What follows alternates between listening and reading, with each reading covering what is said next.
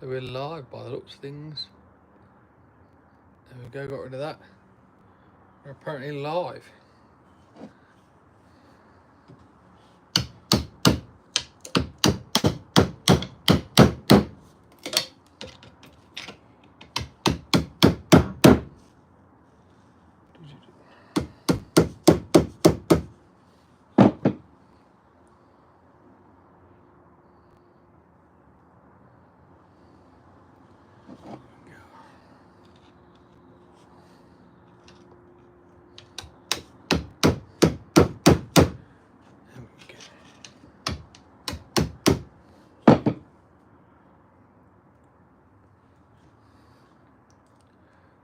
I can see everyone now.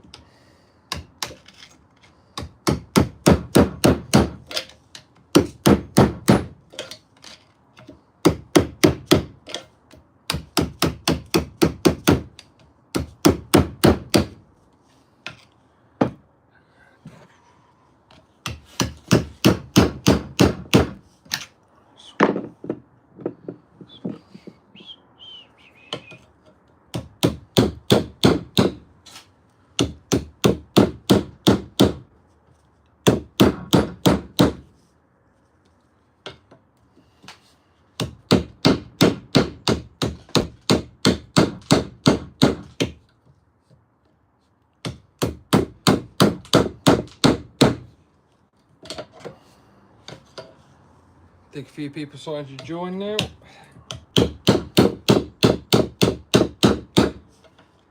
It looks like the camera's the right way up this time as well, which is good. We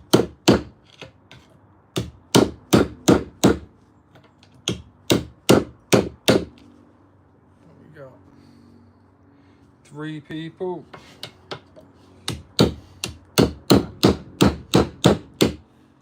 How are we all doing on a fine Saturday evening?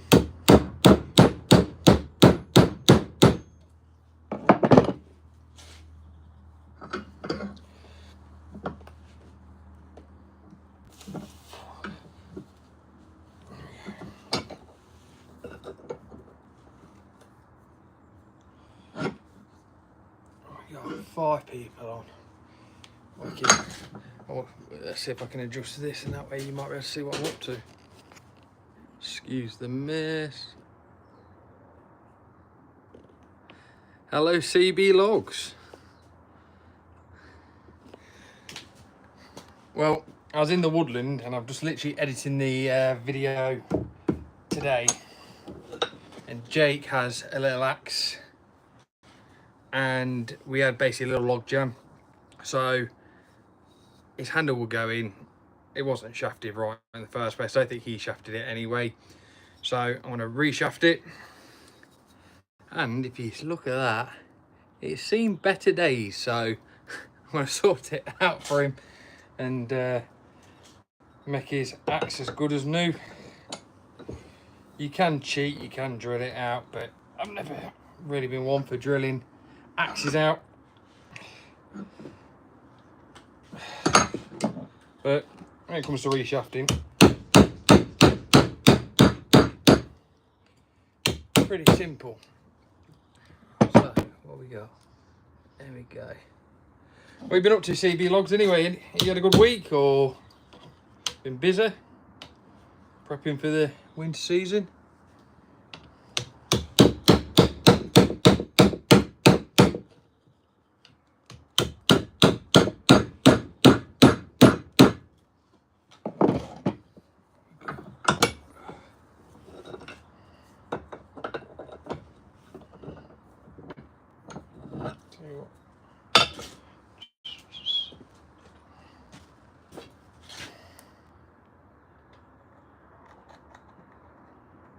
Soaking.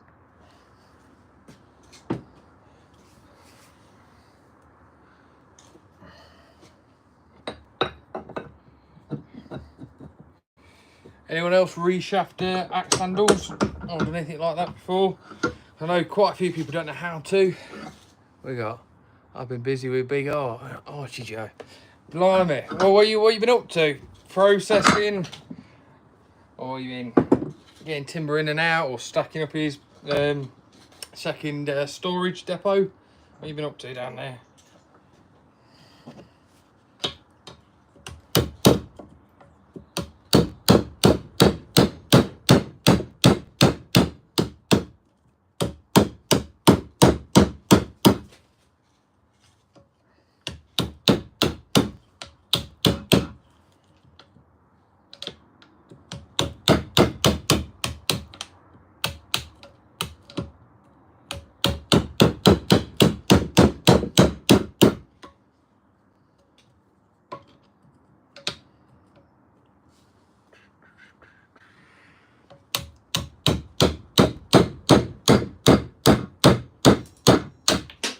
There we go, we're getting through now.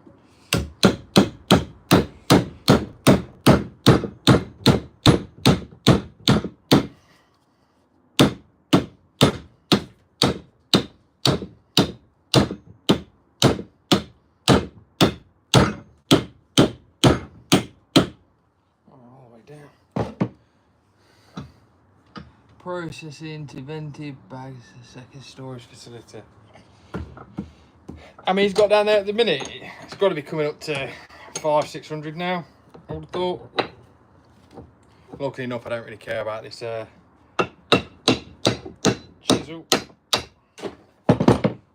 we go. Pretty clear now.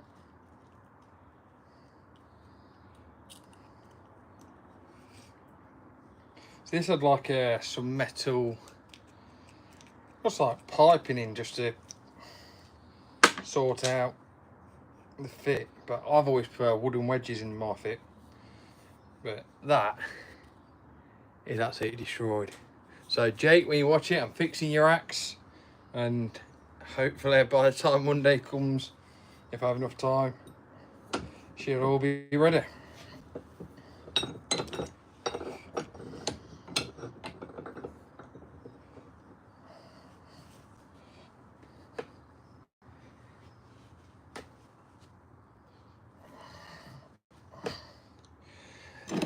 Now, you've got many different ways of sharpening an axe head. Now, a lot of people use a bastard file. Now, personally me, I think chainsaw file's pretty good. So, what you're meant to do is I rest my finger on the edge of the butt, like that, right where you shaft it, and just start by just doing that, and that'll create your line. And as you start doing that, you'll notice your new edge starts flattening out, because a lot of people sit there, try and guess the angle and go like that, and you'll have the same angle. But don't forget that pitch, we probably had an extra 5mm on extra. It doesn't sound like a lot, sometimes it's 10mm. It's kind of like battered itself in. So if you keep the same pitch back and you kind of flatten it all out, as you work round and then flip over to the other side, you end up with a really, really nice straight piece. If you got big dents in like this, and I mean, these are pretty bad, so I'm guessing it's hit a bit of metal somewhere. A lot of the time it's good to very carefully start going backwards and forwards like that. And when you go backwards and forwards like that, you can start basically reshaping it. Negatives and positives, when you reshape it like that, you can end up, you know, not with a nice curved edge, depending on what it's being used for. This can be a bit rough because, again, it's just a processor axe. I think he uses it more as a hammer than anything else. But again, finger like that, hand there. Just keep working backwards and forwards. I'll show you.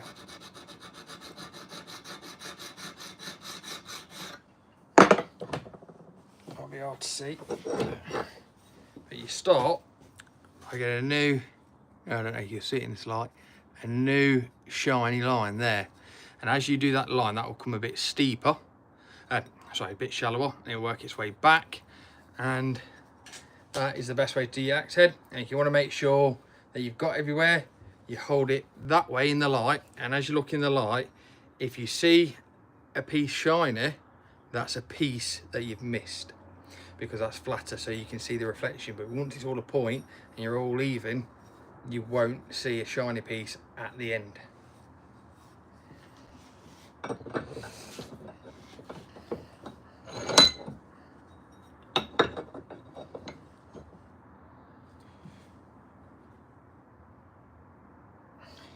You don't want to use your finger, you can use, I don't know, use a tool if you want. You can use anything just to start by getting that radius, but I've always used my finger to curve off the edges like that.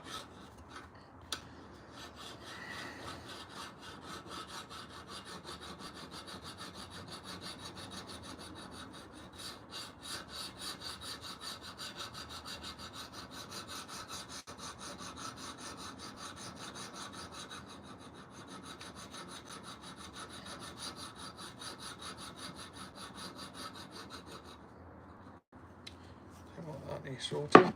Yeah.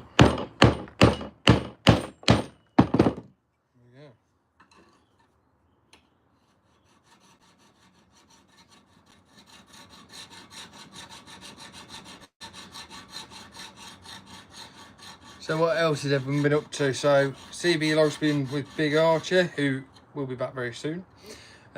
What's everyone else been up to then?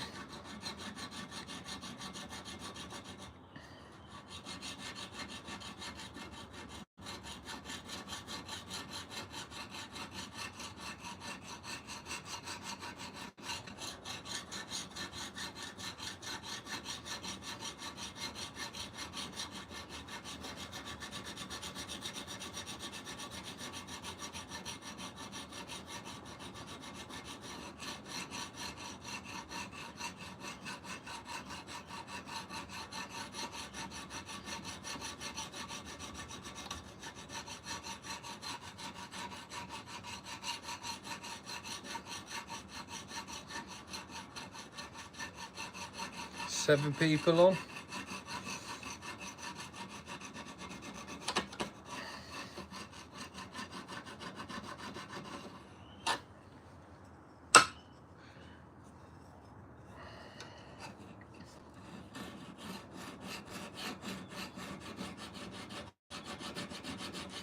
So where's everyone from then? So early in the week when I did my test one, we had a few people from, well, we had one person from Ohio, I think someone was from somewhere in Canada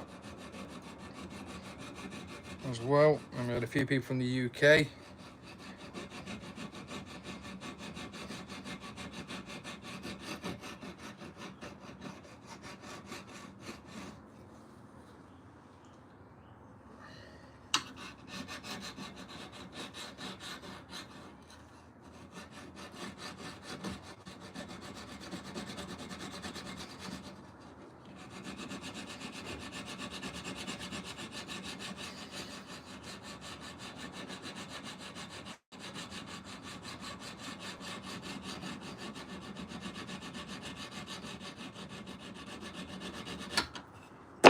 This is what you will see.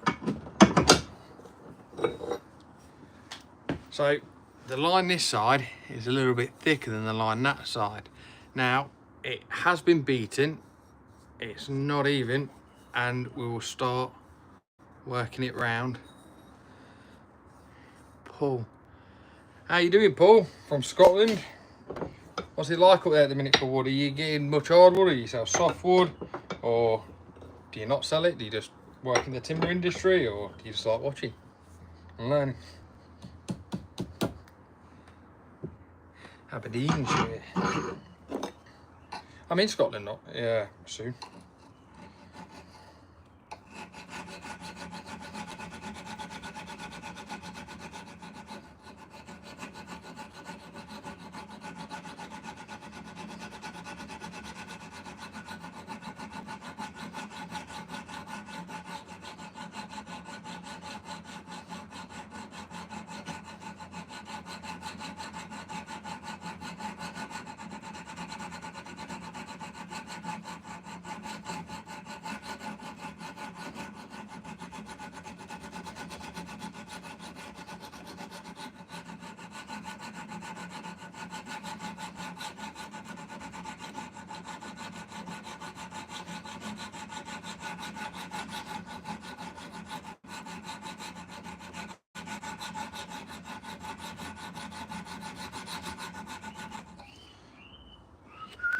After a while, you want to kind of put a glove on.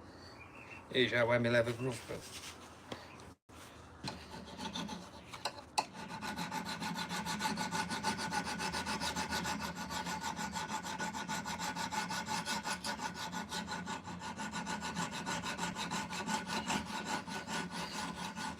So it's not every day you get to actually work on axes. It's not every day. So it's enjoyable when you actually do it.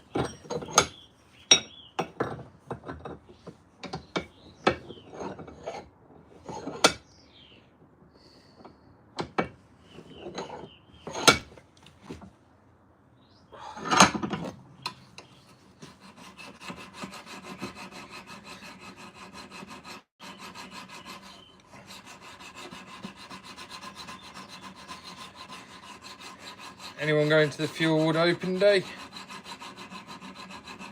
In May? I think it is, yeah. In May, we've already gone past March, so it is May.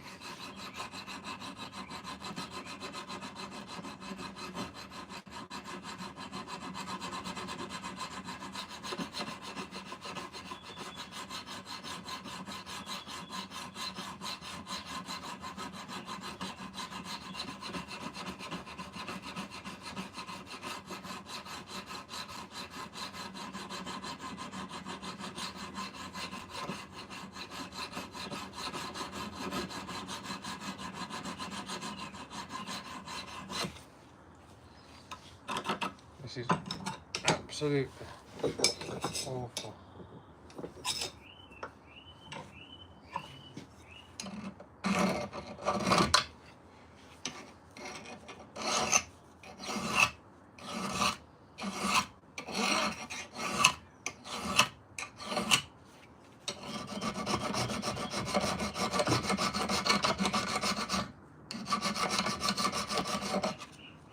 Good, thanks. Weather been cracking.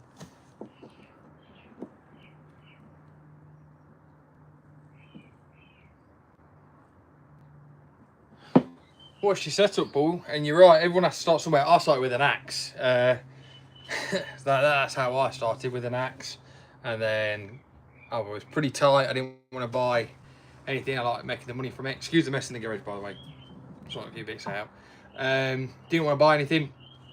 So I struggled for so long. I thought, well, I could be making more money here. So instead of struggling, I went and brought myself a log splitter. And funnily enough, it was a cheap, well, it wasn't cheap back then. I think they were about £3 back then. But it was a Rock Machinery log splitter. And they are Chinese imports, and we all know that. But their old log splitter, I don't know if it's still the same, has lasted still to this day. I think, what, 2015, 16, something like that. Is when I got it, and basically I didn't even do much back then, so I had a lot of people collecting all the while. But you're 100% right, everyone's got to start from somewhere, and what you find is the simpler the setup, the more money you probably have as well, or more cash flow you have. And I get asked a lot, funnily enough. A lot of people say to me, what are your recommendations for anyone starting? I've been getting phone calls like that. I'm starting out, what would you recommend? And I say, well, your top 3 things that you need to remember, and these are the main crystal clear goals: cash flow, cash flow, cash flow. They're your 3 priorities, right? You can make 4 and 5 the same as well. So once you got 3, right, and then you got to get customer service, right, and then you've got to get finances right, well, which is cash flow again, or you can do seasoning. That's number 6. But without cash flow, you haven't got a log business. It is one of the most difficult industries to maintain cash flow, on the basis of you earn your profits on average 4 months to 5 months of the year, and the rest is either just keeping everything ticking over. You have to save money. You can easily overspend at the start of the year if you're not careful, and then be struggling for the rest of the year. Good day to you. I almost brought another chainsaw, but I took myself it out. Yeah, again, if you need a chainsaw, always get one if you need one. I'm a sucker for it. See if I can flip this around for you. These are my baby ones, I call them. Hold on, tied up here. This is my baby rack. So these are all like the smaller saws that we don't really use. But no, I do have big saws. What saw were you planning on getting? There we go.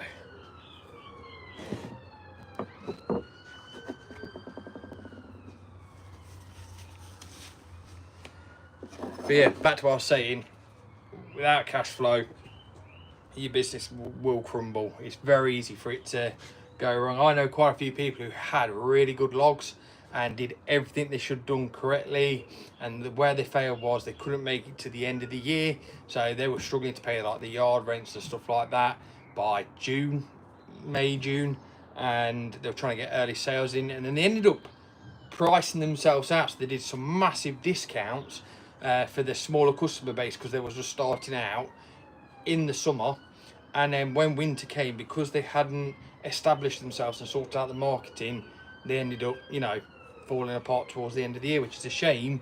But it's business. It's ruthless, the firewood industry is. It's like a stock market. You don't know when you're going to buy timber, what prices they're going to be, or anything like that. So always bear in mind when you're running a firewood business, your 3 main rules are cash flow, cash flow, cash flow, then customer service and seasoning. You can even knock customer service down if you want. But that is the main rule of firewood, I think. I'll also be interested to know, I'm going to speak to a few firewood business that got into harvesting and forestry. There are a few out there that did that. Some of them most of them start from tree surgery, but that will be an interesting one. Did they buy land for their own yard, or did they buy a woodland first to harvest their own stuff from? There's a lot of questions that I'd love to ask, to be honest, because everyone does everything differently.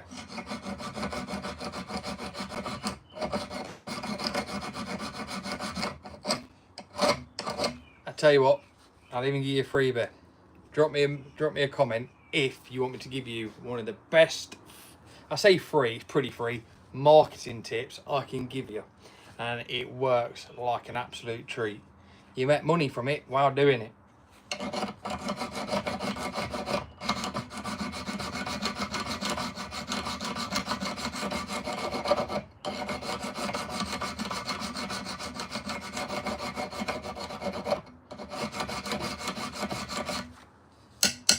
Who else we got on then? We got top comments again. There we go. There's everyone from.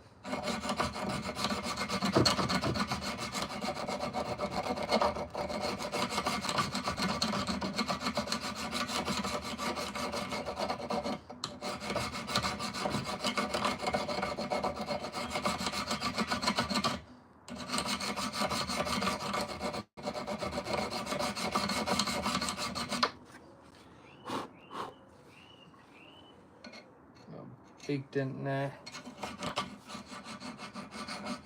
What we got? Man can't have enough.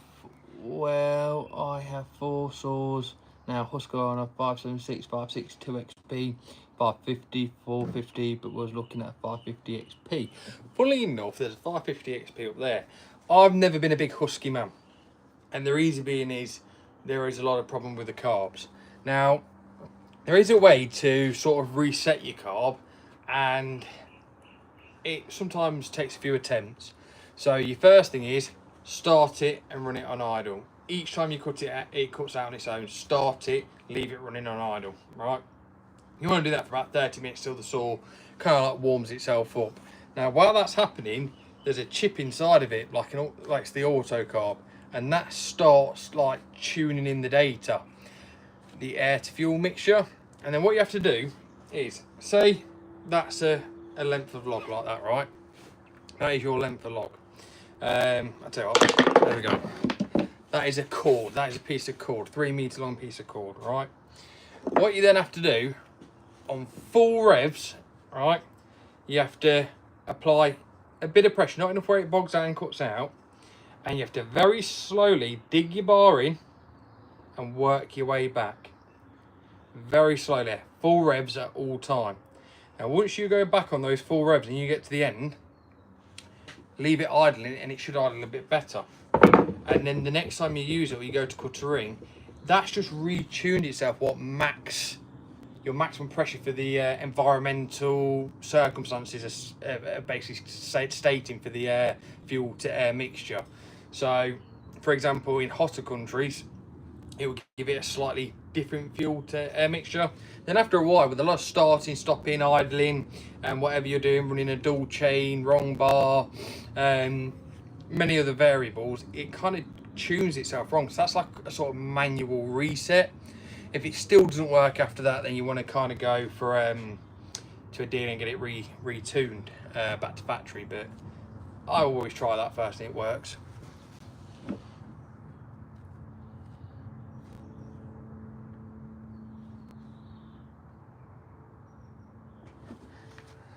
Nice, Paul. Those are. So the 462, that's a brilliant saw. So it's the 3 series. Yeah, 261, I've got one. Well, I've got 260, 261 and 251, but they're all pretty much the same up there. They are good saws. I like them as like a smaller ground saw. So for example, I used to use them quite a bit by the chipper. If we were ever on a chipping job or on smaller diameter timber, it's great for, you know, stand up and tidying for a processor if you have a processor. But yeah, they are. I've always been a steel person, and one thing that I always do is carry a carb adjuster. What's popped up there? There we go. So I've really got to turn off the notifications while I'm on here. So yeah, I carry a carb tuner, and as I do it, I can adjust it because they do fall out of tune sometimes. I have 2 computer saws, only to reset tune once on the 560. You've been quite lucky then, Mark.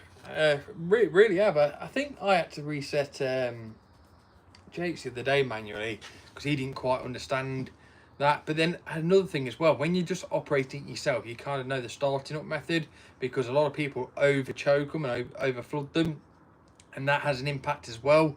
So it all depends who picks up your saw as well. So yeah, your saw's probably running a lot better than mine because you never know who picks it up.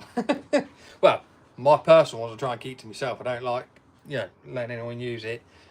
All the other saws, it's a free for all, I think.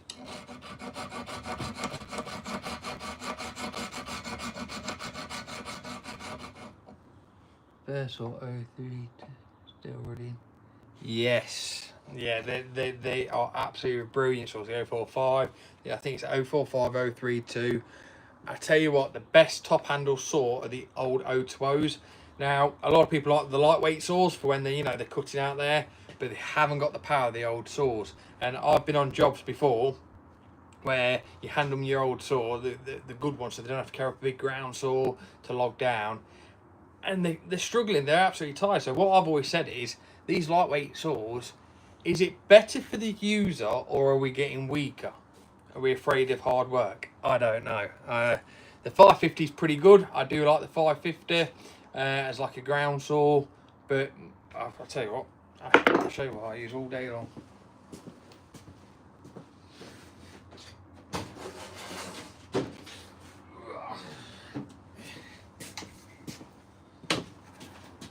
This saw here, 661, is what I do all the time.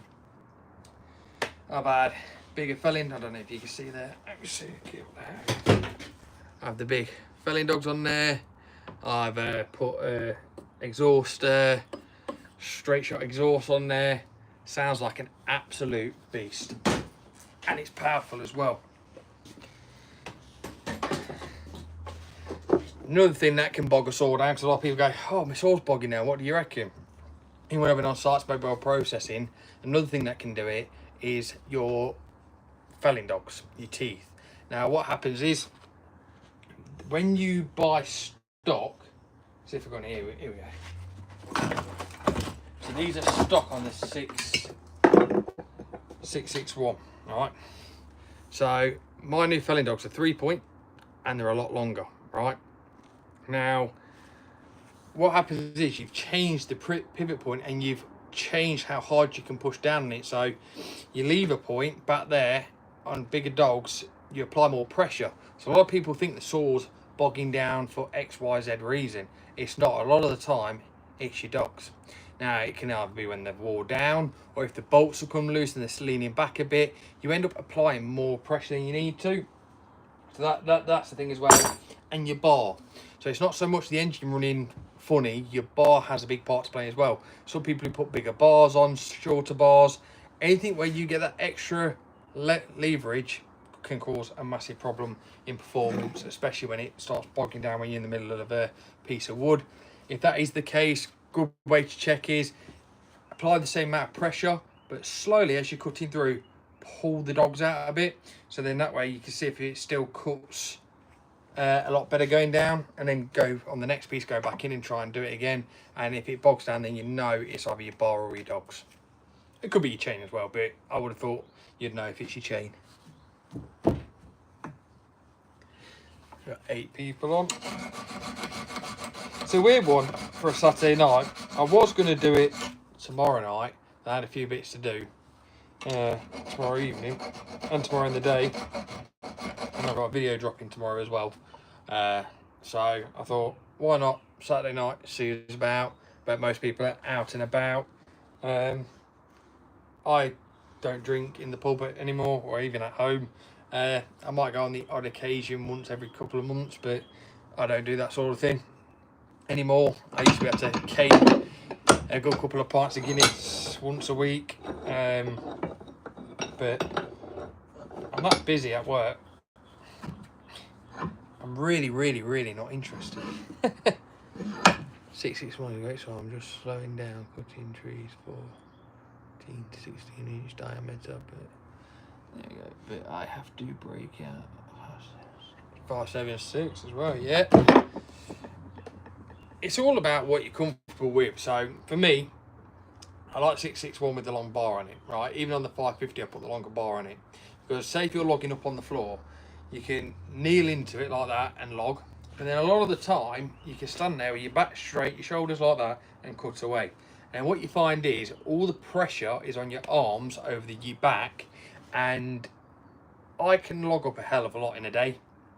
I can keep a splitter 400 running per se, depending on the diameter timber. If it's small stuff, then you're there for longer.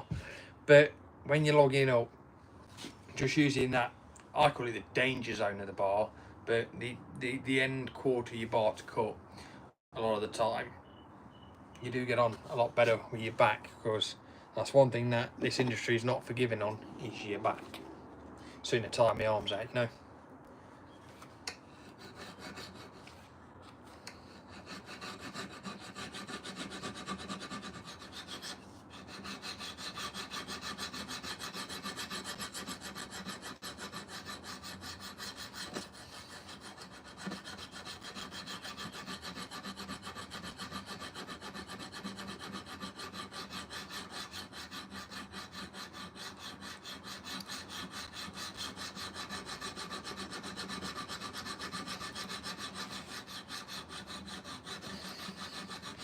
So as I mentioned on the last live feed, I've got DA, Pat Fuelwood and a few other companies going to contribute to the community, whether it's merch, giveaway, whatever. I've got a few other companies involved as well. We're going to be giving a few bits away. And the main goal is just to build a general community between us all, where we can come on here once a week, have a chat, have a laugh, maybe once a fortnight, and call it a day. And when we go to our shows, hopefully everyone knows everyone, and it'll be all good to catch up. I haven't had the opportunity to run a Husky, but I'd like to try them. Paul, when I'm up your way, which I'm sure at some point this year, I'm going to have a look at a felling project, film it and do a few bits. If I'm near you, drop me a message on Instagram and I'll bring one down and you can have a go, because I'll be taking some kit up with me anyway, so I'll do that, no problem at all. It'd be good to run a saw with you, buddy.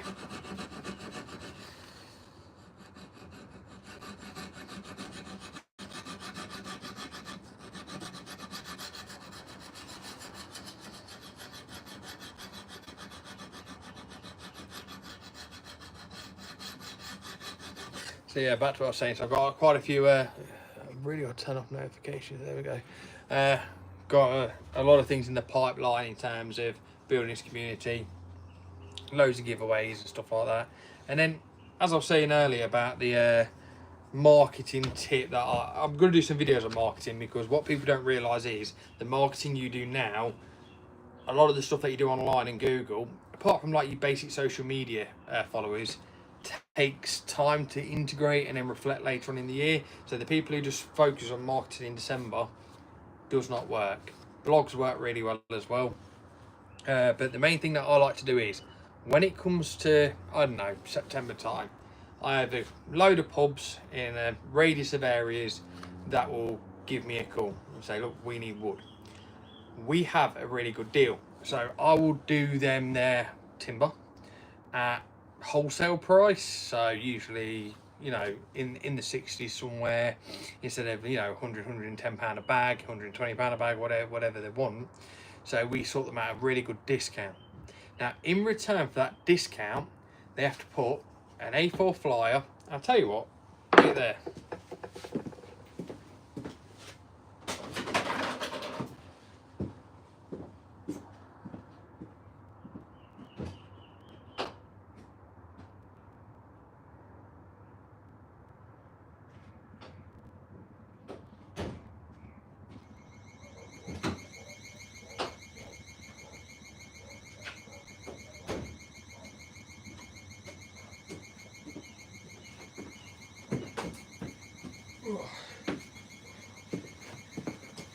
Excuse the alarm.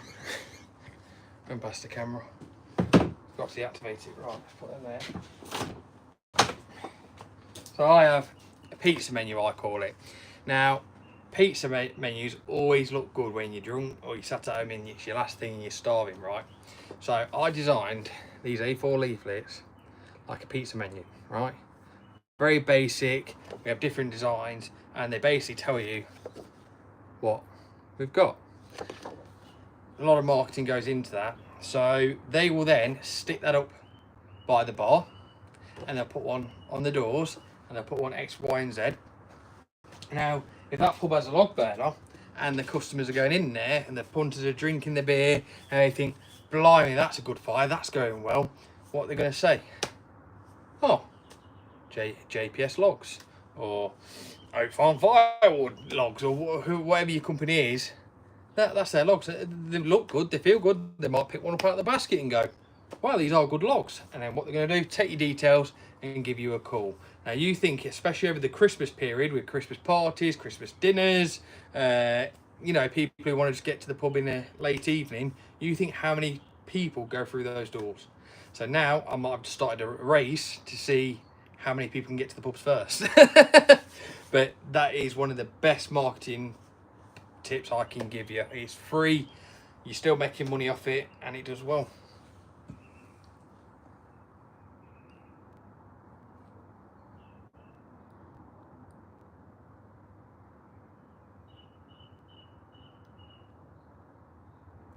Both stills and Husqvarna make great stuff, and both. Yeah, both saws are really good. Sorry, I'll tell you what, I don't know why I keep doing that. I'll put it over here. So basically, I should see the comments on there. So I'll put that there so I can see it better so me keep looking down. So, yes, Husqvarna and Stills are amazing, right? It's like Nike and Adidas, right? They're like the two top brands. I believe not one's better than other. I think it's always down to personal preference. Now, I'm a Stihl man, always have been a Stihl man, always will be a Stihl man, unless they ruin their saws and they start changing things like a lot of companies do, make things that are really good and then kind of ruin them after times. Hopefully that doesn't happen.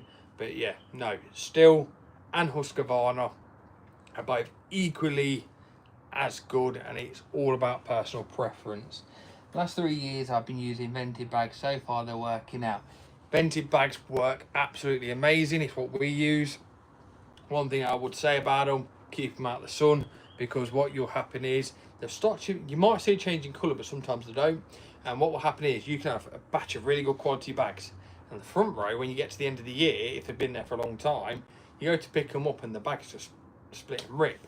Now, I use the APAC, and obviously I know a lot of companies do, but quite a few don't, use UV protection in their packaging, and I do feel like they last longer. It all depends how long you leave them stored as well. But no, they are one of the best ways within cages. So it's all about what works best for you.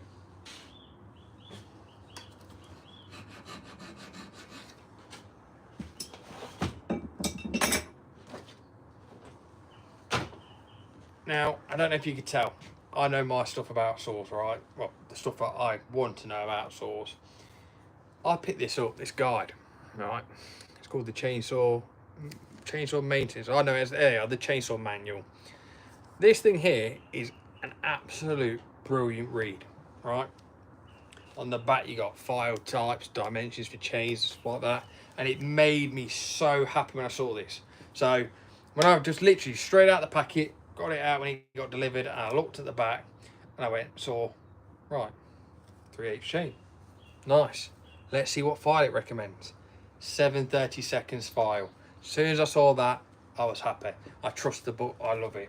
The reason being is there's so many people out there that think 3/8 chain needs a 3/8 file, and I see it all the time. There's people local to me. You know, I see photos and posts on different groups, and it just bugs me. 7/32 file, 5.5mm. That is the file to use on one of those chains. Helps you get the top plate, get everything right, and you don't get ski jump either. So absolutely brilliant. But if you haven't got it, check it out.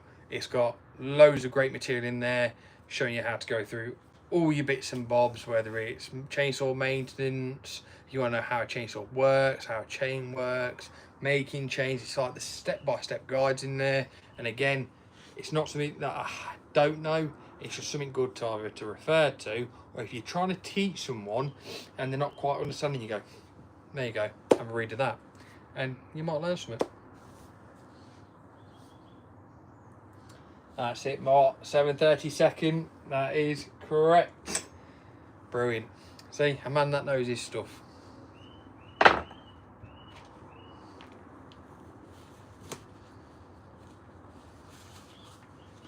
So how prepped are you this time of year, Mark? You prepped? You about there for the end of the year? You still got quite a few bags to go.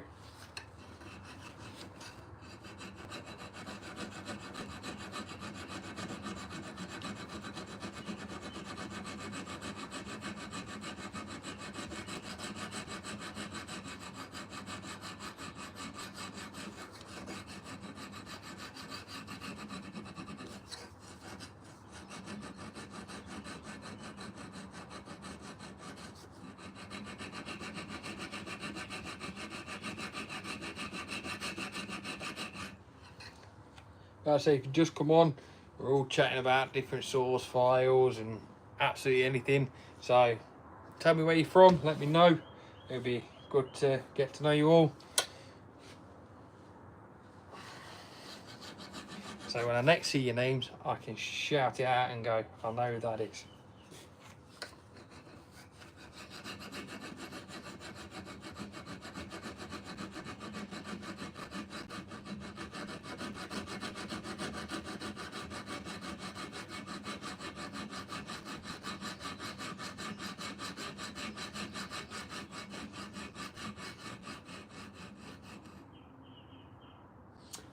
Nice one, Ross. Carlisle. How is it down there? How's the firewood game? Are you in the firewood game? Are you a tree cutter? Are you just a spectator? Are you just a wood burner? What's it like down there, Ross?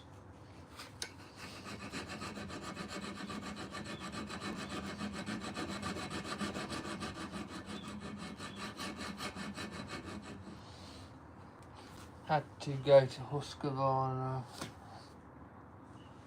guide because hands shaking. I've got about all my wood cut for next year. Just have to skid up some fallen trees.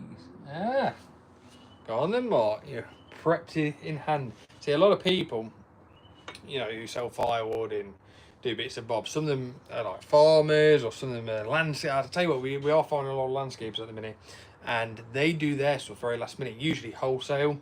And I know one that has a kiln or a drying floor, and they will literally process all their wood, you know, for a month straight towards the end of the year, and then just kind of like sell. I know someone else as well who's up north who waits till everyone's run out of wood. All the companies have run out of wood, usually about December time going to the new year, and then he just fires his wood out there December, November time, and he will do the last minute deliveries, next day deliveries, and does really well.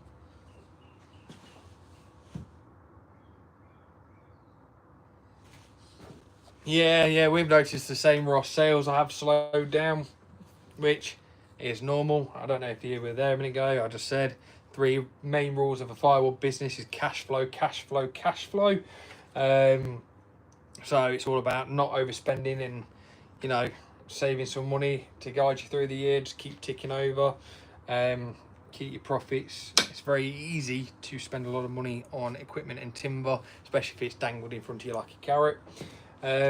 So in the summer, do you do like barbecue sort of bits and bobs, or do you just do winter firewood? What do you do? Campsites?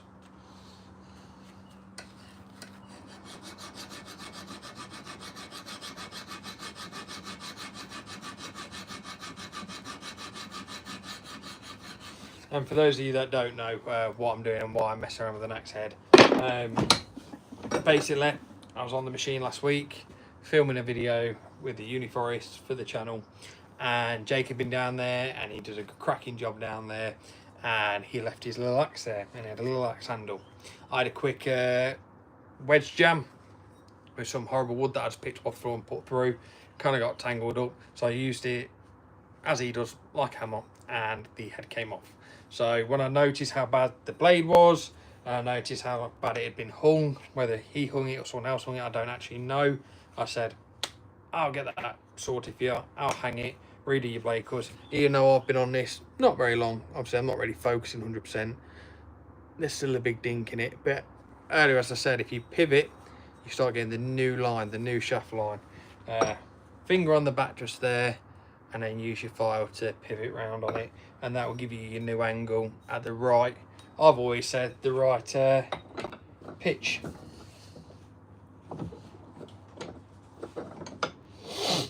What we got? I've been cutting firewood for years, so about 20 cords a year.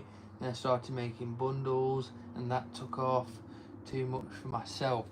Do you know what? That is the thing, and I think I'm doing an article for the Forestry Journal for next issue, and we're talking about kilns, and I put a post up in one of the groups asking for some information on kilns. Obviously I have my opinions on kilns, right, and I think they're good and I think they're bad. Right, there's 2 levels to it. I think they're great for getting ahead of the curve. I think they're great for helping with supply and demand, and that's about it. So I think the costs involved, yeah, you can make it cost neutral if you're burning your waste. There's a lot into that, but there's a lot of extra effort, especially if you're marketing it as kiln dried and not just seasoned. So a lot of people do the seasoning and then just take the edge off if it's not quite ready at the end of the year, and still sell it as seasoned. But then a lot of people do sell it as kiln dried, and there's a certain expectation with that, certain moisture content expectation with a lot of people as well. And I do think there is a lot of uneducated consumers out there that cause the issue. But I am writing a really good article for the Forestry Journal, so I'd love to share that with you, you know, when we're back out. And on that note, my first article appeared in the Forestry Journal on this issue, and my first article I did on Archie. Look, there's the handsome fella.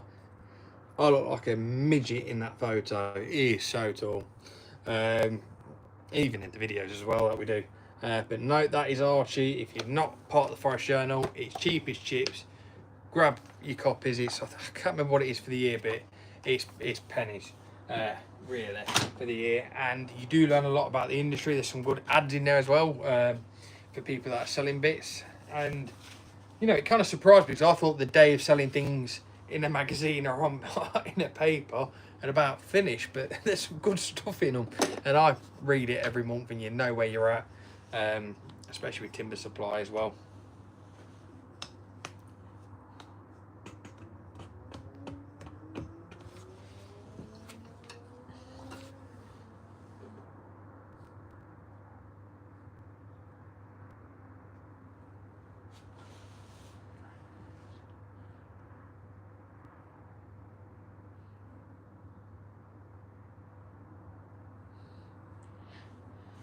Yeah, that is quite a big thing as well, Ross. A lot of people, especially, so I run a group called the Log Burner Chat, so if you haven't had a look, go and check it out. There's 260,000 plus people in there, and a lot of people do harvest their own timber up and down the country.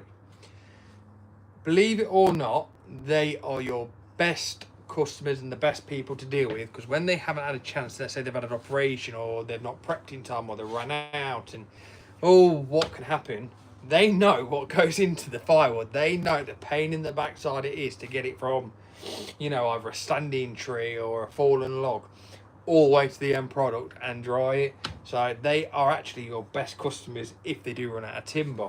But no, mowing, I've done a bit of mowing in the past. It's very therapeutic, I think. And I gave that up a very, very long time ago. But no, it's very good money when you do it right, and if you split things up in the year, I think you're onto a winner there, Ross.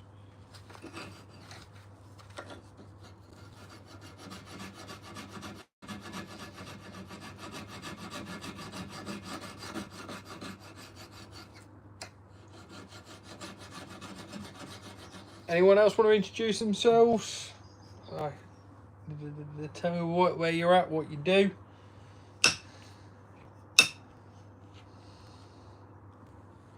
Go. Do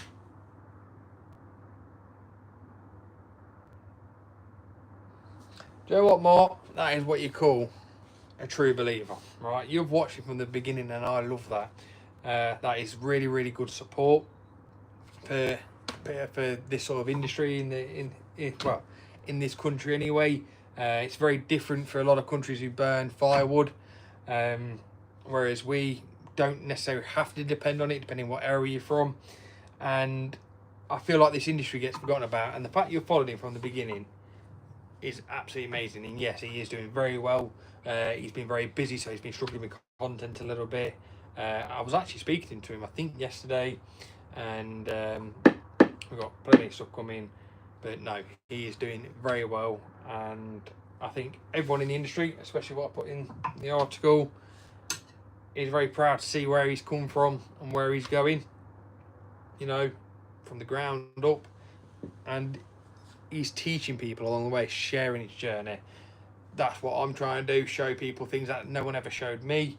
Obviously my dad, he showed me tons over the years. He wasn't really into the logs or firewood side. He showed me how to swing an axe, obviously, but my dad's taught me a hell of a lot over the years, and he's been a godsend really to me. I've been very lucky, because a lot of people don't have that sort of thing in their life, so can't fault that there. But the moral is that he's showing everyone what he's doing, and he's doing very, very well at it. And I know people say people get money tasks from YouTube and stuff like that. It's actually, it's pennies. Honestly, it is. We don't get paid really to do this, right? We just want to make sure everyone can learn, build a community, and you know what? The rewarding thing for me, I can't speak on behalf of Archie's, when I go to trade shows and I see you, it's brilliant. I feel like I already know you.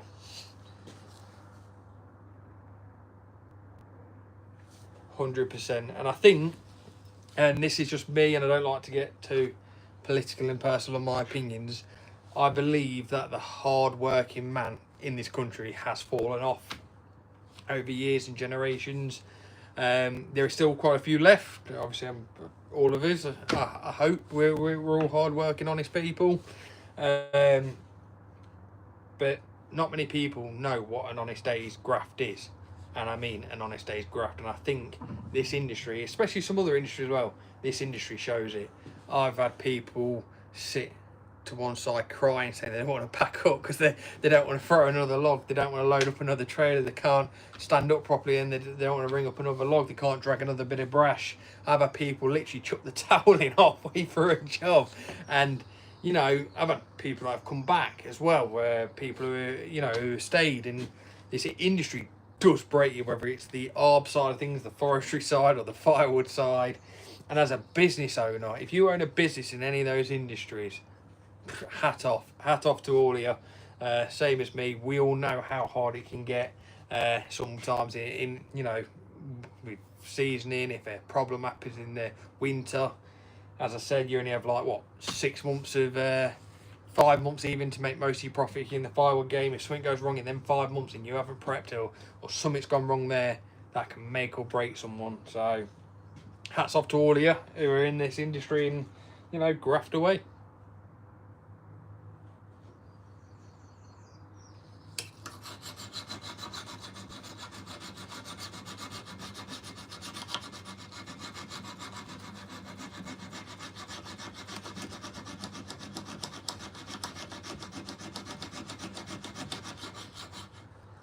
I also want to apologise if I ramble a little bit as well. Just pop in the comments saying shut up or something, because it's very difficult. I'm still getting used to it. It's very difficult talking but not having a conversation with someone, but sort of. It's, you know, the comments are miles out in terms of time. So when someone puts something, it's like, you know, 30-second to a minute delay. It's very difficult to have a conversation sometimes. It's hard graft, but fun, rewarding. If you're anything like me, right, there's nothing more rewarding than getting up every morning and looking at that sunrise while you're swinging an axe or you're on a machine or something like that. There's not many people who have the privilege in this world to go and do that.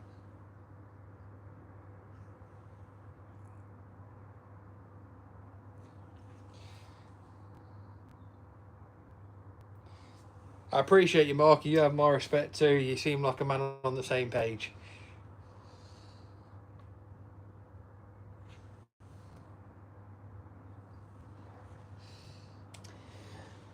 He is, but CB Logs, I've heard you work a bit harder. I heard you're the true grafter gaffer of the joint. I heard you're the mastermind behind the operation. Tell a lie, I heard Woody's. I heard Woody's in charge.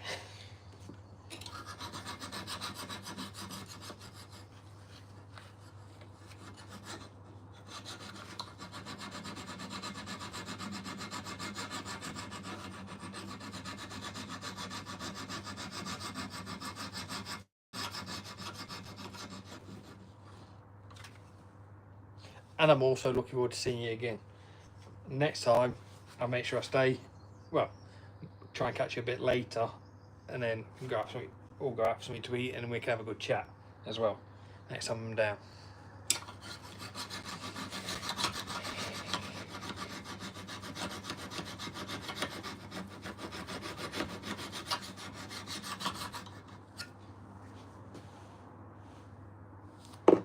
David, I'm 76 and work 7 days a week all my life, working life in the steel industry, and you're right about people today not capable for a full day. David, you're 100% right. And Joe, what? Let's have a look at this in a bigger circle. Whose fault is it really, right? Have we put the bar too high? Which we haven't, because I believe your generation will outgraft all of us all day long. I know a lot of old boys that can outgraft.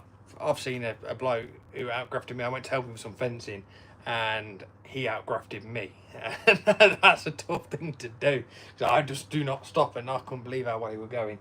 But no, you are right. And the steel industry, that's an interesting industry, isn't it? About finishing in the UK, which is, again, is another shame, but I don't want to get too political about it, so I won't go too much into that.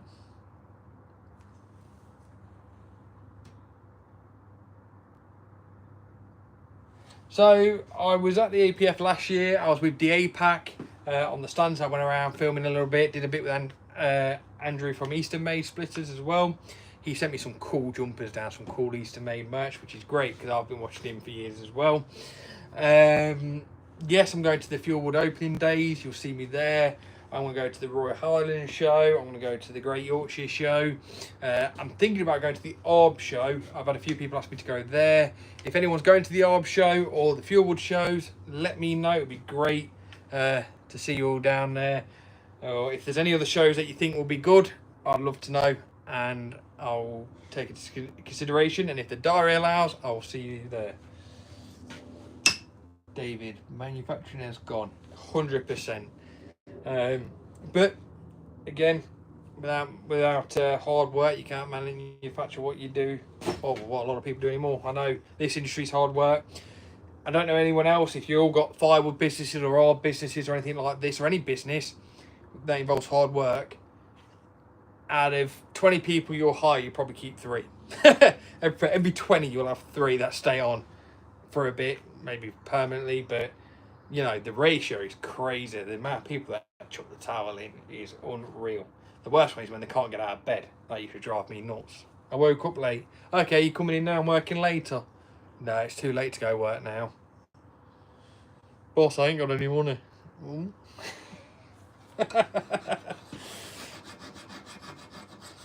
Boss, why did you only pay me 100 quid this week, 200 quid this week? You only came in 1 day. 1.5 day. I've had that so many times.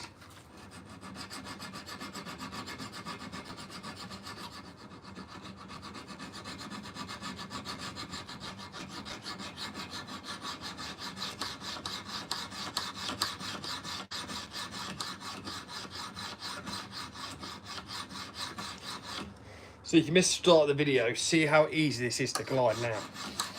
I've got no bits stopping it. I can literally sit there now.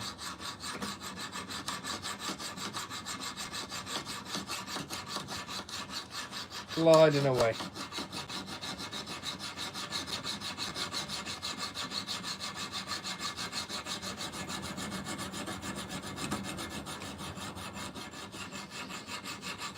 And she's turned to a fine axe at that. If you come to the States, let me know. If you get here, I'll put you up and go to the bungee. Do you know what? Me and Archie were talking about that show, and I really appreciate that offer, Mark. I really, really do.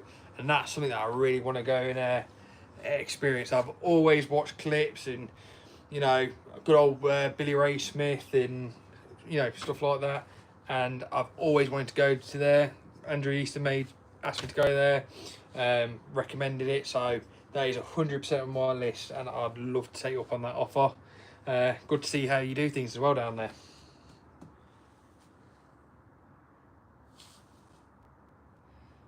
Don't you worry, I'll buy you a pint when I'm down there. Honestly, we'll definitely all go out.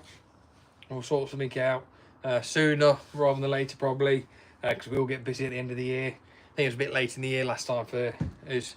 But yeah, that was a long drive back. Definitely good to see you again.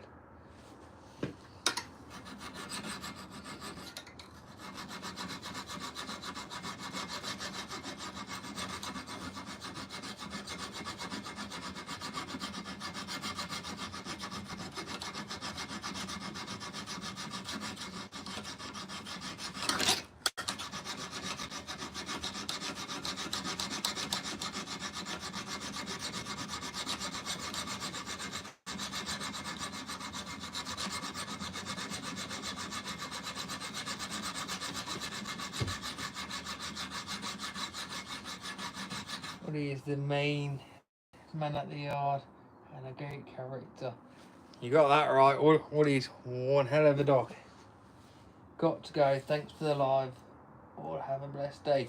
Thanks for being here, Mark. Really, really appreciate you. And don't forget to drop us a message on Instagram or Facebook, and definitely look forward to chatting to you there.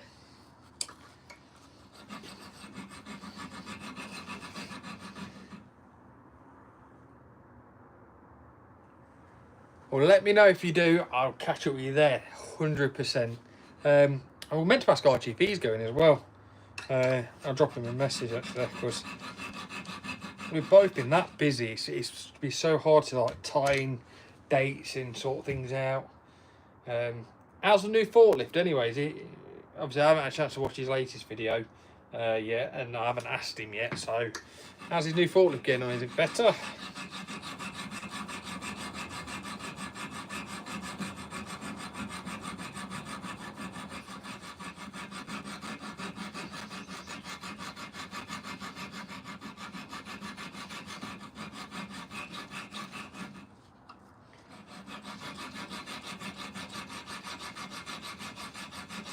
7 people on. Don't be shy, even if you know me or you don't know me. Come on, drop it in the comments. I know who everyone is, what everyone's doing. Sorry, Ross, I missed your last one. About the I agree. One of the get their own deal with. I think about the Royal Highland show. Yes. Again, I've never been 100%, but I think that's something I'm definitely going to do. I want to take my lad Deck up there. So Deck, he was big into his sheep farming sort of thing. He tried to set himself up. I think he's put a pause on that for a little bit because he's been busy. But he wants to go to a lot of these shows as well. So it'd be great to take him out and let him experience the industry. Because when I say he's green, he is so green in the industry. He's very, very outdoors person. He's worked on, with people, with farmers, etc. But he really, really loves this industry. He's trying to learn.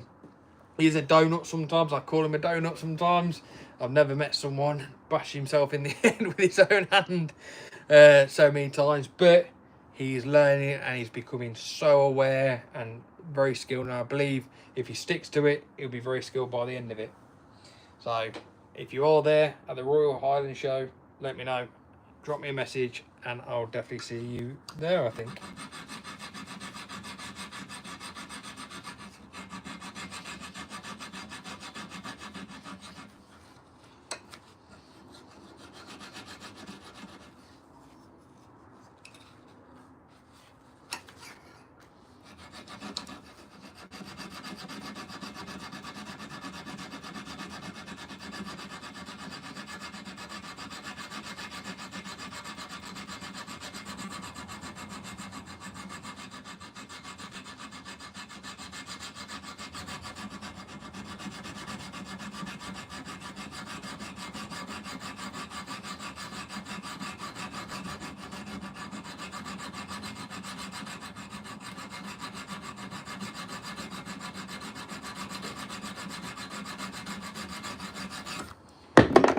Here's something interesting for you then.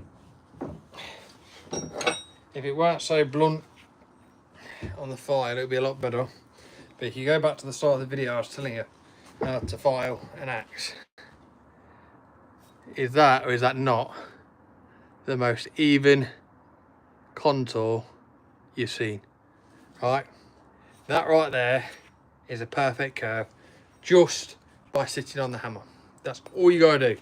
Sit on that wedge, keep a finger underneath. Sometimes you don't have to.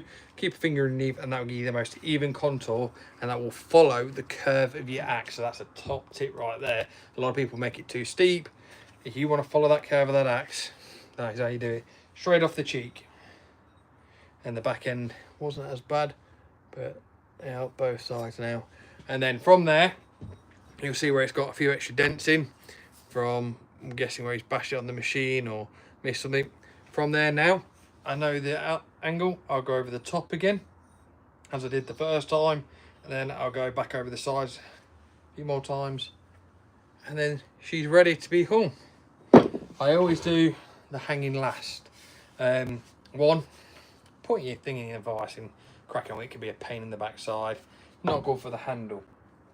Two, once you've done it, you can polish all the edges up and get a nice fit as well. Some people like to paint their axes. I like to leave mine as steel, a bit of axe wax on it. That helps keep them looking nice. But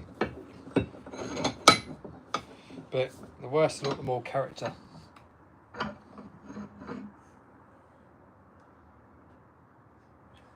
Daisy's going well. Oh, I should hope she is.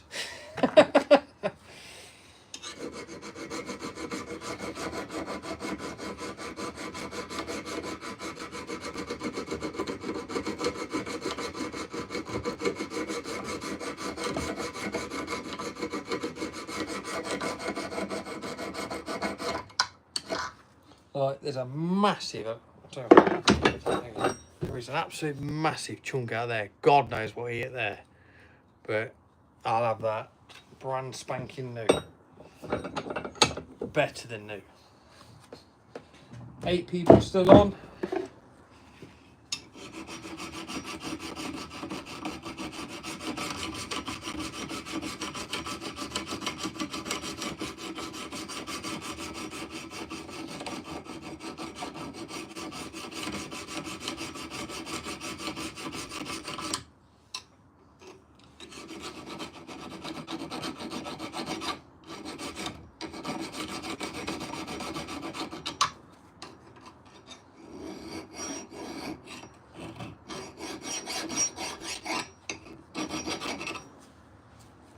like going sideways.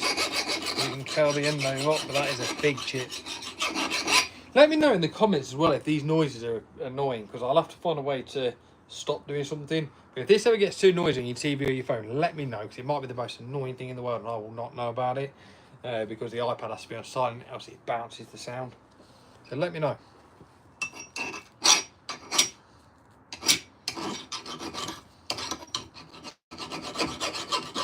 And do Saturdays work for you, or is Sundays better? Let me know when you want me to do the lives. Had some great chatting today. Really appreciate every single one of you here. It's been absolutely great. As I said, we're going to get Fieldwood. I'm going to contribute a few bits to the live feeds. We've got DA Pack and a few other companies. I want to contribute a bit too. We're going to make this a great community, and one day we're all going to meet up and we're all going to have a pint and a chit chat. I want to make sure that happens. But for those of you who don't know, I make mini log burner tea lights. These things. Excuse the mess on it because it's been in the garage. But that is our log burner tea lights. And then you put your wax in there and they light. And we sell tons and tons of these in the winter. And I'll tell you what, I'll give you a demo.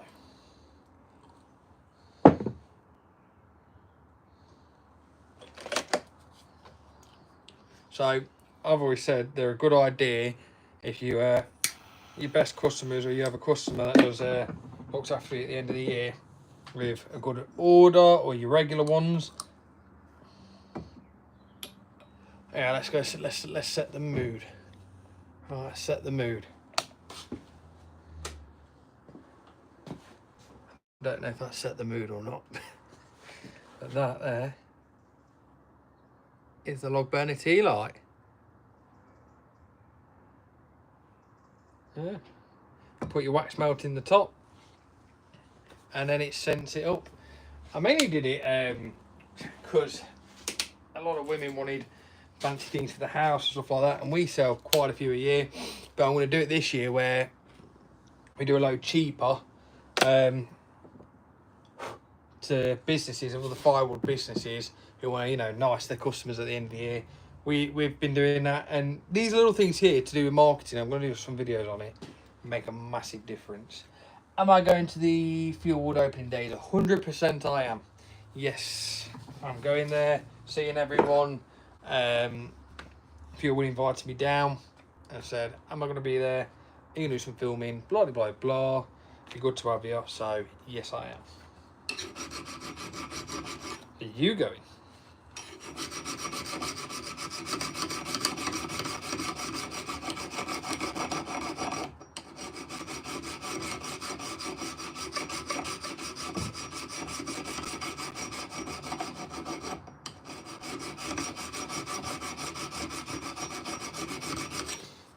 If Ross is still back on here, I know we lost Mark, and I know CB Logs is here. This goes to show what I was on about hard work. And is David still on here? If David's on here, this is what I say about hard work, right? This ain't hard work, but it's 8 o'clock. Is it 8 o'clock? 8:15 on a Saturday night. I'm still in my work clothes and I'm in the garage. What better way is there to spend a weekend? You know, I enjoy it.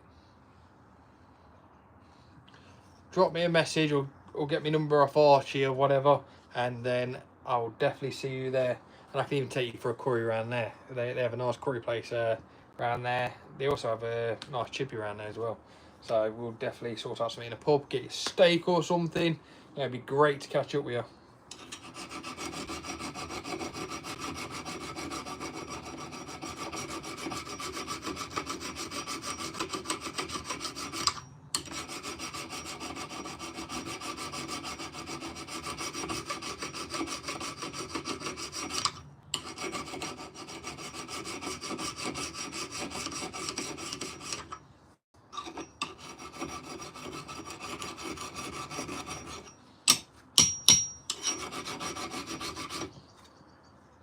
Still got 5 people on. 4. If it starts dying off a bit now, I'll probably end up turning it off soon anyway. But if it picks back up again, I'll send it there. Yeah, that will be good. Boom, you got a deal. Just let me know. what day. And I'll put them in there. I take it you'll be coming down. What, you coming down on your own or with Archie, or what's your plan?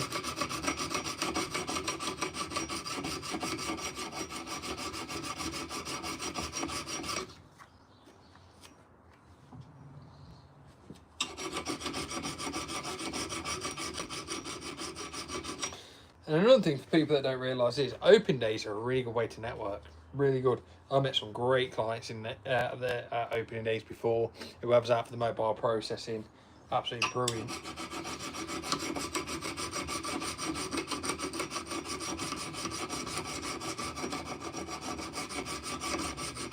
I want to go to JP Wilson's open day as well. So I'll be looking forward to going up there looking at that.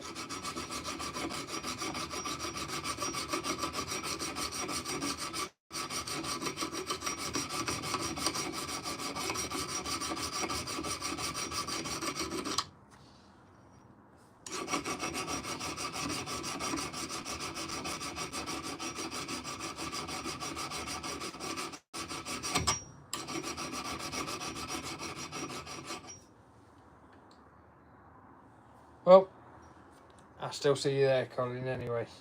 Is it Colin? I'm sure it was Colin. Was it Colin? Yes, let me know about that. I'm sure it was. Let me know if I've misremembered your name. I do apologise, but I'm sure it was. And I apologise if I have.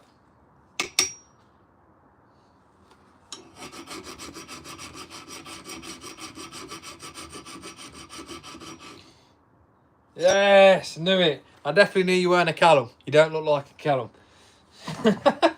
Definitely Colin, I knew it. There you go. See, you left a really good impression.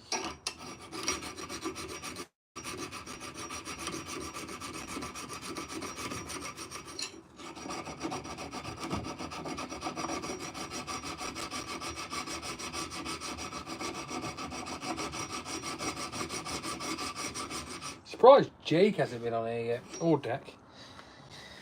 The supporting your own company is really, really good.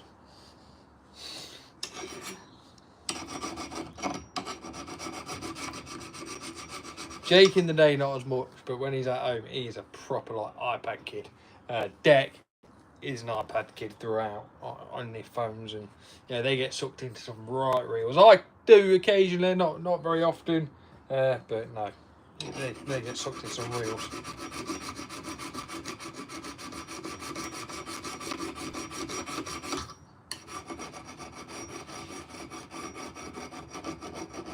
So I think it's getting late now, so a lot of people are coming. Oh no, we've got 5 people back on now. Okay, well, I'll stay on.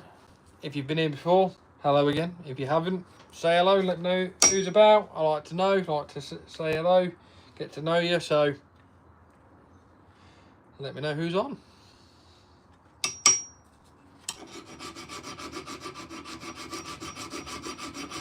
If you're in the UK, and I'll tell you what, I'll do this. If you're in the UK, if you want one of these mini log burners, drop me a message. I'll send you one out. Have a look, see what it's like. Drop it out if you're on this live feed. Let me know. I'll get one sent out to you. Further out might be a bit difficult. I might be able to sort something out on the postage there. But try and stick to the UK if we can. But I've got a few left over. The rest are getting powder coated as we speak. So if you want one, drop me a message and I'll get one sent down to you.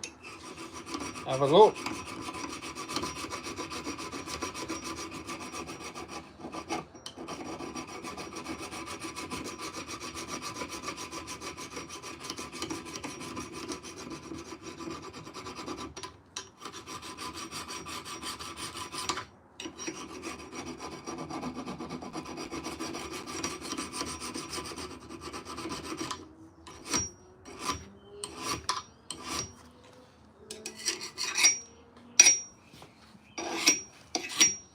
About there.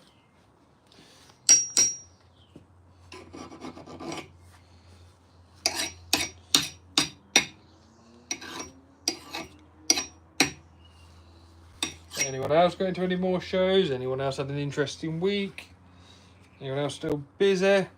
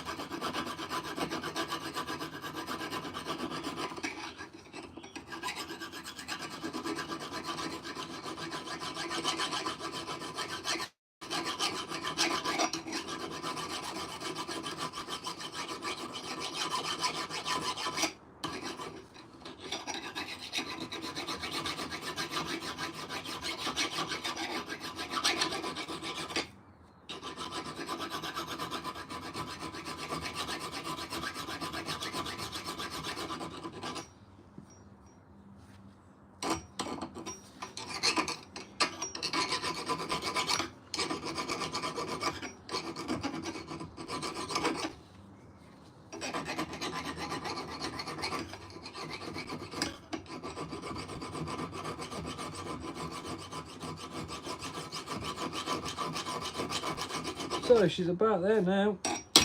Yeah, let me know if this noise is annoying. This is again another sort of test. Let me know if this is annoying, the noises are annoying, because I have really no idea what it is because it's silent. So let me know.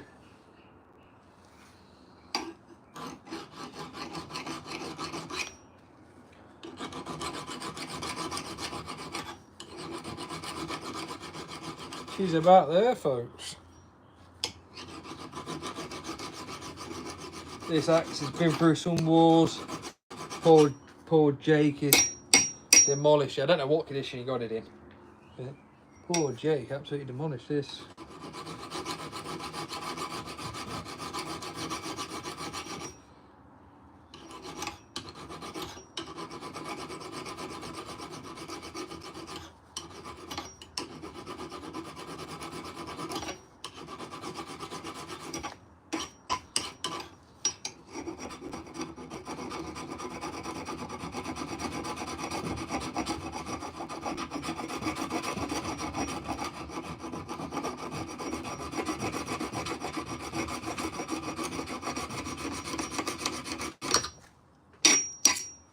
Still got two big chunks out of it, but I think they will find out a bit better once I start going around the edge. Almost happy with the radius. Still not.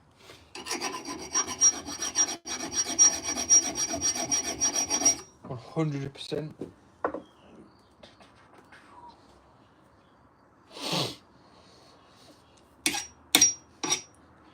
Go on, who's watching then? Who's still on? Who's watching? Who's got something to say? Go on. You can ask me anything you want. Can you get people pop up? There we go. Ben's on it. You're right, Ben. I say I keep getting loads of notifications on the phone, the camera that I'm using. Jack. Ben. Hold on. Will it go out in a minute? Carl. There's loads of people on here. I don't know if some people can't comment. I don't know, but I am getting messages through the internet, but I can't. You're on my phone. Oh, there you go. There you go. I can't get both at once, so I do apologise to anyone who is messaging through Insta or Facebook. Unfortunately, the camera's live, so can't help you there. Can't answer your questions. But my good pal Ben's here. The UK's best graffiti artist and valeter.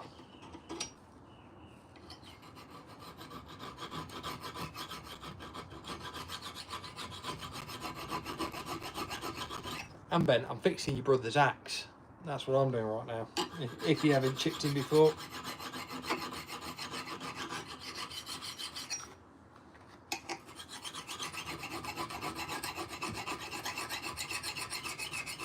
Quite lucky really, I caught that notification when I did.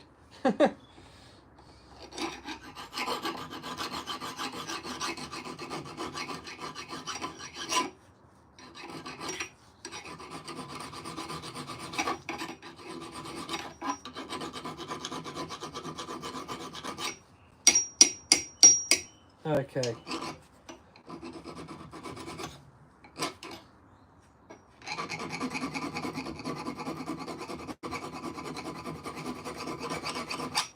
We are there, folks. We are there. I'm really happy with that. So, there's the profile done. Every time I sharpen it, got rid of nearly every single piece. So now when we sharpen it, we go on the sides like that, like I showed you earlier. And then once you get to that centre piece, if you look down it, anything where you see a flat shine, that is where it needs sharpening a bit more. That one point there, when it's like, when you can't get a shine on it, you know it's perfect.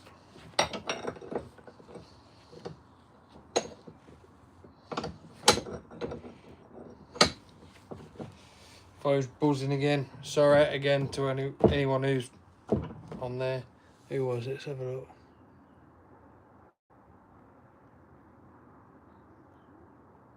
Jack and Garden Lawn Maintenance. Nice to meet you, Garden Lawn Maintenance.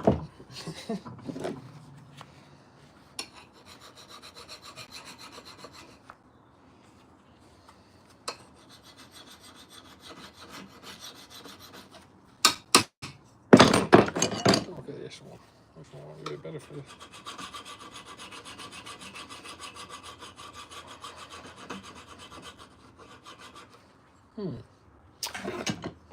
Might need to sort out new files. These are the old files in here.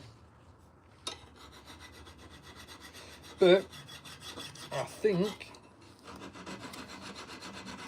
in a minute I'm going to turn it off for the night and wish you all farewell for the weekend. So video's dropping tomorrow.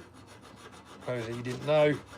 Well, I hope it drops tomorrow. If you ever see a missing pattern, YouTube has this thing where some videos will upload in about 3-4 hours and some will take absolutely forever, and I can assure you it's not our internet. I know a lot of people who have this issue, so it's just how it happens.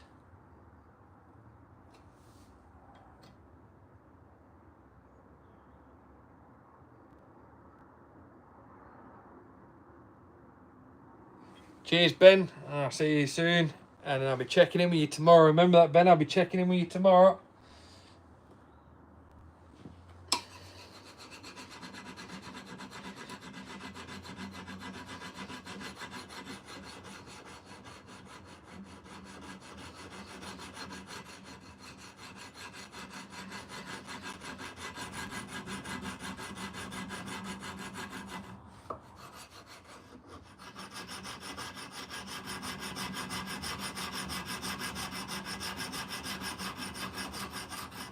Anyone else on before I go?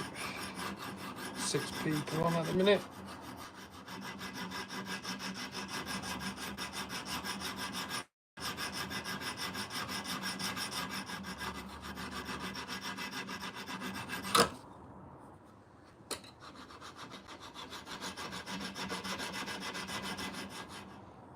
Anyone else commenting? Got any questions before I shoot? Got some good chats today. Appreciate it. Colin, Mark, Ross, David, Paul. Been nice to speak to you all.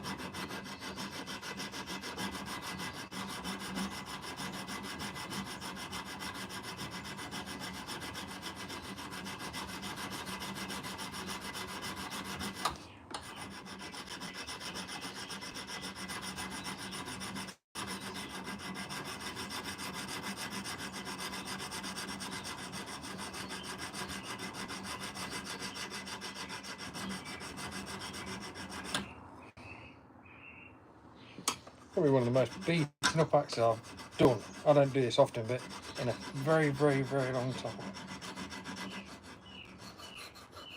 8 people on now. What's have we done? Come back from the pub.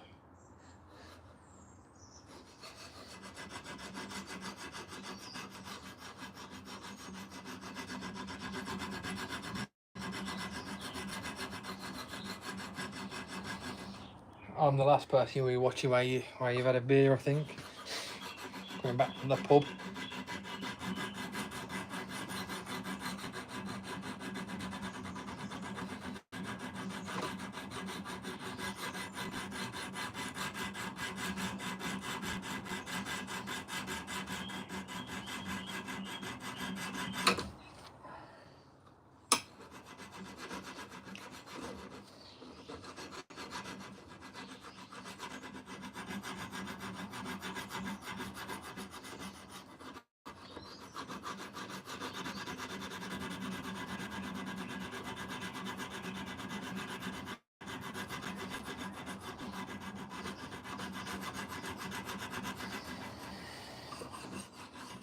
So it's going to be the nicest axe he's used.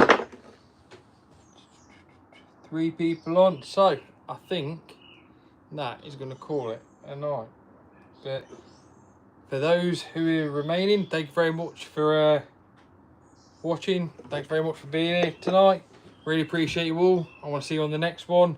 Good to hear from you all again. See how you got on between now and the next one. So enjoy the video tomorrow. If it comes out tomorrow, hopefully it uploads in time. And see you on the next one. Appreciate you all.